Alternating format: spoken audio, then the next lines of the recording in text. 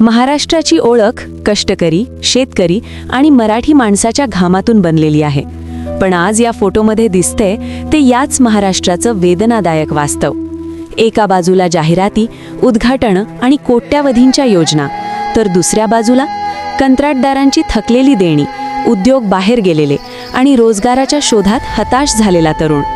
शेतकऱ्यांच्या नावाने घोषणा होतात, पण कर्जाचं ओझं मात्र कमी होत नाही.